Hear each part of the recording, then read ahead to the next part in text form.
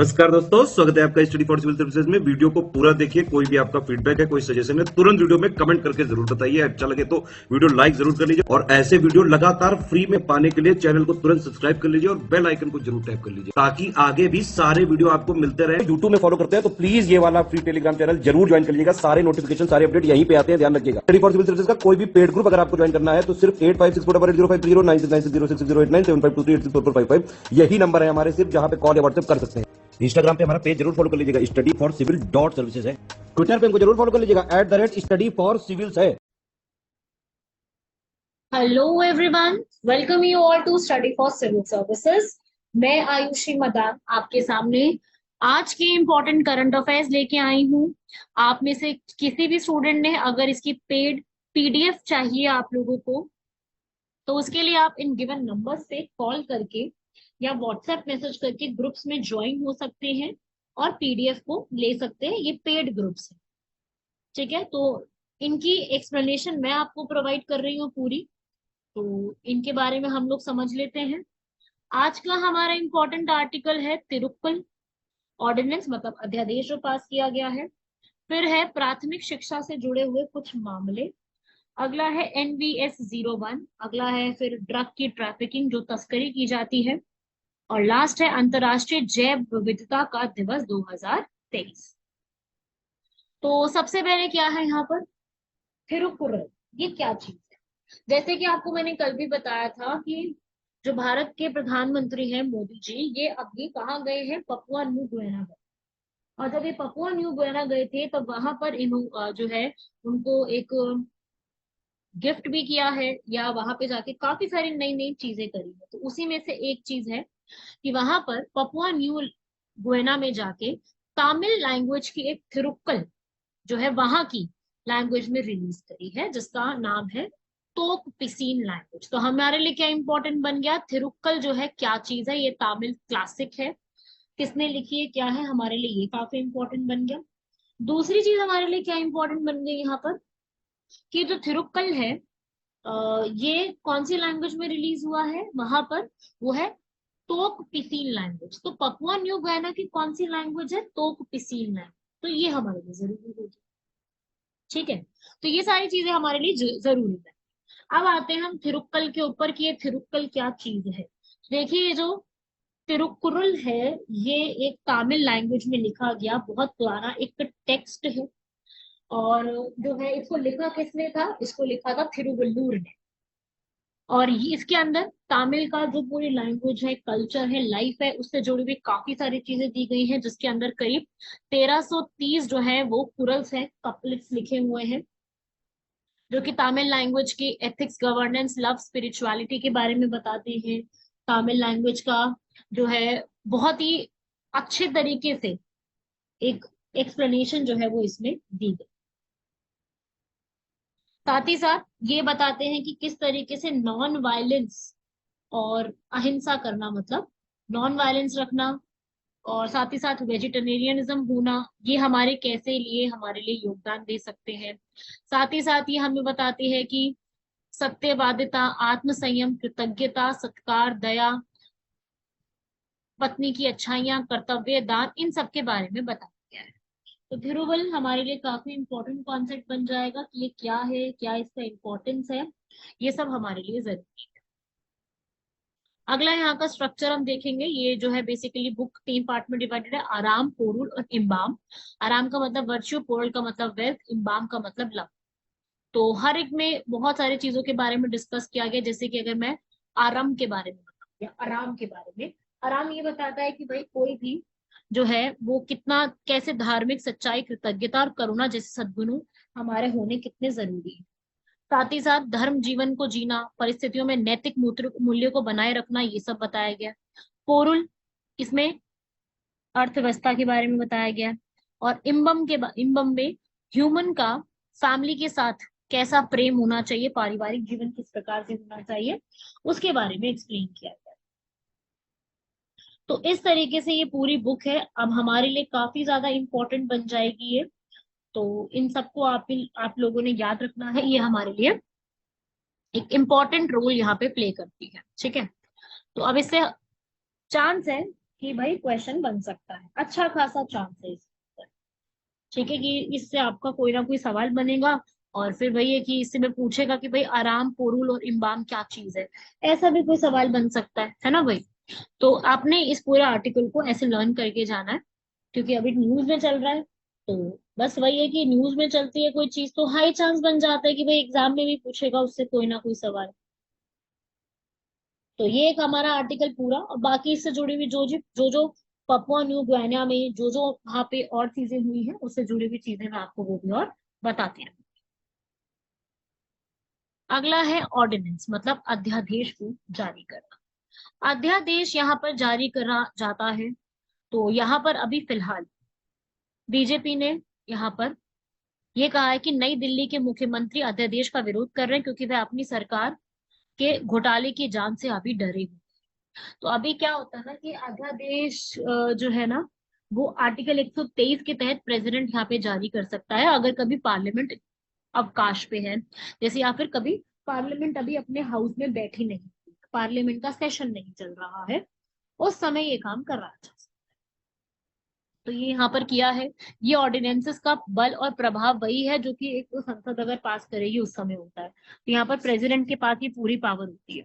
तो ये अध्यादेश जो जारी हुआ है ये तभी हो सकता है, केवल और केवल ऐसे हो सकता है कि जब जो हमारे पार्लियामेंट है वो सेशन में नहीं है, या तो एक हाउस नहीं है या दोनों ही हाउस नहीं है, और उस समय किसी बिल को पास कराना जरूरी है या उससे जुड़ा हुआ कोई डिसीजन लेना जरूरी है, तो वो डिसीजन यहाँ पे हमारे प्रेसिडेंट ले सकते हैं। ऑर्डिनेंस वही है जो उन्हीं चीजों पे बनता है जिसपे पार्लियामेंट रूल बनाते हैं, पार्लियामेंट हर टॉपिक पे रूल बना सकती है। तो वही है कि भाई इसमें अगर और कोई भी अध्यादेश ऐसे जारी नहीं किया जा सकता कि किसी की मौलिक अधिकारों में कोई कटौती की जाए, क्योंकि पार्लियामेंट भी ये चीज नहीं कर सकती। तो अगर पार्लियामेंट नहीं कर सकती तो कोई अध्यादेश भी ये काम नहीं कर सकता। और अगर जब पार्लियामेंट दोबारा आके बैठती है तो वहां पर वो दोनों हाउस अगर इसको अप्रूव कर देते हैं तो वो एक एक्ट बन जाता है। और अगर पार्लियामेंट कोई एक्शन नहीं लेती है उसके ऊपर और 6 हफ्ते यहाँ पर बीत जाते हैं, तब उसको यहाँ पर हटा दिया जाएगा। ठीक है। तो इस तरीके से ये पूरा एक ऑर्डिनेंस जो है वो पास किया जाता है। वो ऑर्डिनेंस जो है कभी भी प्रेसिडेंट जो है उसको कभी भी किसी भी समय विड्रॉ कर सकते हैं। और हाँ ये है कि भाई वो विड्रॉ करने के लिए उनको अपनी मंत्री परिषद जो होता है ना, काउंसिल ऑफ मिनिस्टर, उनसे परमिशन लेनी पड़ती है। परमिशन मतलब एडवाइस लेनी पड़ती है। ऐसा नहीं कि अपनी मर्जी से कर लेंगे, यहाँ पे थोड़ा सा ये है कि भाई एडवाइस लेनी एक जरूरी बन जाती है। ठीक है भाई। अब कब कब इमरजेंसी ये ऑर्डिनेंस ला सकते हैं, कभी भाई इमरजेंसी की सिचुएशन आनी जरूरी है, कोई ऐसा मामला आ गया जिसमें जरूरी पड़ गया है, या कभी कोई डेडलॉक आ गया है जिसमें काम ये चीज की जरूरत पड़ गई है। डेडलॉक का मतलब गतिरोध हो गया है, या पार्लियामेंट कभी ज्वाइंट सिटिंग के ऊपर मान नहीं रही है, तो उस समय कर सकते हैं। और ये पावर हमारे प्रेसिडेंट और गवर्नर दोनों के पास होती है। प्रेसिडेंट का आर्टिकल नंबर 123 में ये बात लिखी गई है, और गवर्नर के लिए आर्टिकल नंबर 213 में। बस यही डिफरेंस है, 123 और 213, बस, और यही चीजों का डिफरेंस है। बाकी एग्जैक्टली सेम पावर है। ठीक है, बस प्रेसिडेंट पार्लियामेंट की परमिशन लेंगे, और जो गवर्नर है वो स्टेट की लेजिस्लेटिव असेंबली। लेजिस्लेटिव असेंबली का क्या अर्थ होता है भाई, जो हमारी विधानसभा है उसकी परमिशन। क्लियर हुआ सबको यहाँ तक? इस प्रकार से आपको ये दोनों चीजें जो है वो दिमाग में रखनी है कि ऐसा भी एक प्रोविजन रहता है, ऐसी होती है जिसके तहत ही पूरा पास करना है। क्योंकि एग्जाम में इससे सीधा सीधा सवाल, तो बेहद जरूरी है कि आप इस पूरे को यहाँ पर पढ़ के जाए।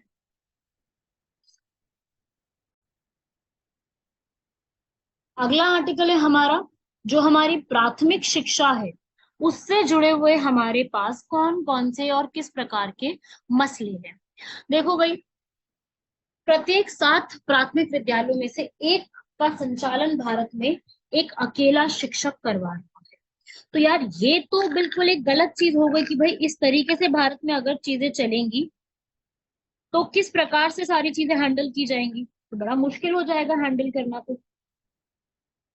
तो इस तरीके से ये पूरा एक जो आर्टिकल है ये है कि भाई प्राइमरी एजुकेशन भारत में किस प्रकार से चल रही है।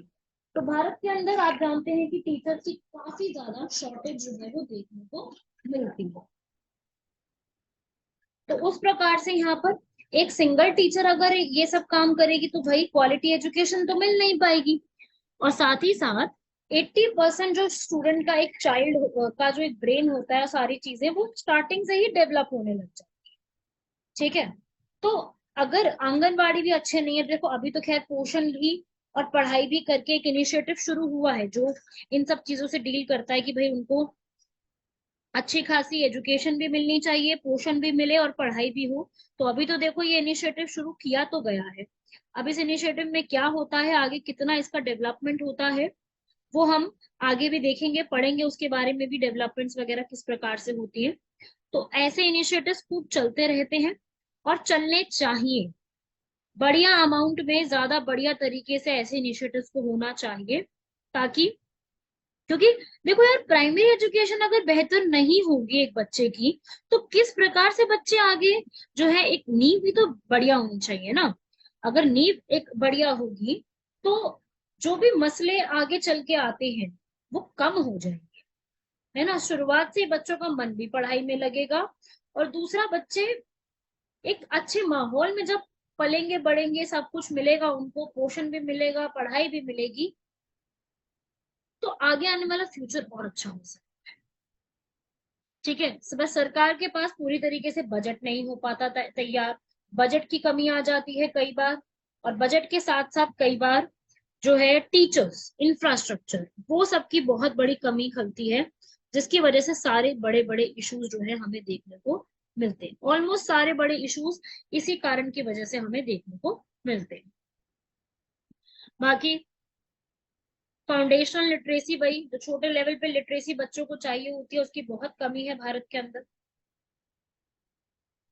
कोविड का काफी बड़ा इम्पैक्ट पड़ा, आप सभी लोग जानते हैं। कोविड की वजह से डिजिटल लर्निंग तो प्रमोट हुई है, लेकिन उसका बच्चों की मानसिक स्थिति पे, स्कूल ना जाने वाली स्थिति पर काफी बड़ा इम्पैक्ट जो है वो हमको देखने को, सभी को देखने को मिला है।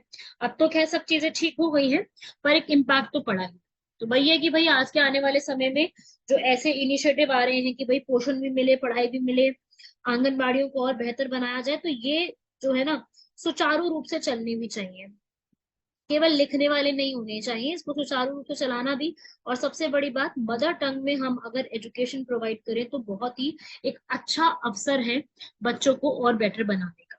साथ ही साथ एजुकेशन पे अगर हम लोग खर्चा नहीं करेंगे तो किस पे करेंगे भाई। एक देश की नींव क्या रखते हैं, एजुकेशन। एक देश की नींव में एजुकेशन हो गया, चिकित्सा हो गया, यही तो सबसे बड़ा रोल प्ले करते हैं। अगर यही बेहतरीन नहीं होंगे तो किस प्रकार से एक देश तरक्की कर सकता है, हम मान सकते हैं कि हमारा देश तरक्की की राह पर है? नहीं हो सकता ना। तो बस वही है, ये सारी चीजें आपको अपने नोट्स में ऐड कर लेना भाई। बाकी ये बहुत ही मैंने बेसिक बेसिक सी बातें बताई हैं, जो कि आप सभी लोग बहुत भली भांति समझते भी हैं।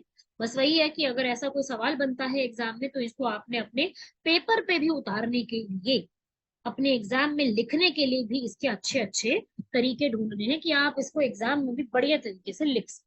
ठीक है भाई। अगला आर्टिकल है हमारा NVS-01, एक सैटेलाइट लॉन्च की गई है, इस उन्होंने बनाई है कहाँ से, बैंगलोर से। एनवीएस एक प्रकार से एक सैटेलाइट सीरीज है जो कि सिविलियन और डिफेंस नेविगेशन में इस्तेमाल की जाती है इंडिया के बॉर्डर्स के पार। ठीक है। तो उसके लिए इस पूरे सैटेलाइट सिस्टम को लॉन्च किया गया है। बहुत बढ़िया सैटेलाइट है जो कि हमारे इंडिया के नाविक सिस्टम, नाविक सिस्टम पता है ना सबको, इंडिया का खुद का जीपीएस सिस्टम जो बनाया गया है, तो उसी नाविक सिस्टम को बेटर बनाने के लिए ये जो एक पूरा सिस्टम है इसको तैयार किया गया है। नाविक जो है इंडिया की सारी तरीके की, जो इसरो ने बनाया, तो पूरे तरीके से सारी इन चीजों को डेवलप करेगा, और 1500 किलोमीटर से भी आगे हमारी बाउंड्री को सर्व करेगा।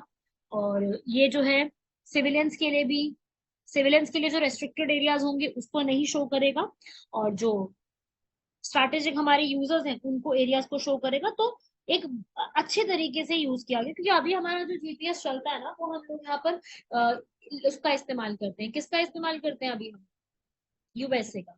तो अभी ये सिस्टम काफी अच्छे तरीके से इंडिया का खुद का बनाया हुआ होगा, तो इसके अंदर काफी एक अच्छे अपॉर्चुनिटीज और एक अच्छे तरीके से बनाए जाने के चांसेस।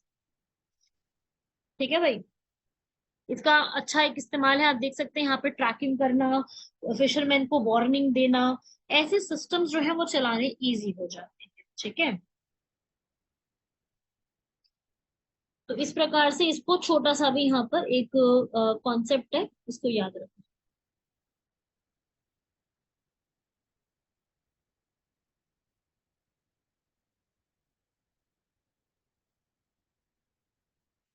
आगे बढ़ते हैं। ये इंडिया के कंट्रोल में है पूरी तरीके से, तो कोई रिस्क नहीं है। ये हर समय जो है हमारी पूरी चलेगी भी, इसका कोई रिस्क भी नहीं होगा। तो इस प्रकार से ये काफी एक अच्छा सिस्टम के रूप में बन सकता है। ठीक है भाई, तो इसको याद रखिएगा, एक इम्पॉर्टेंट है।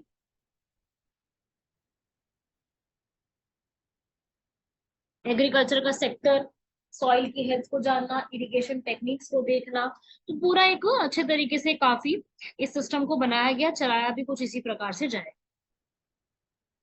अगला आर्टिकल है भाई हमारा ड्रग्स की ट्रैफिकिंग के ऊपर, जो ड्रग्स की तस्करियां की जाती हैं उसके ऊपर।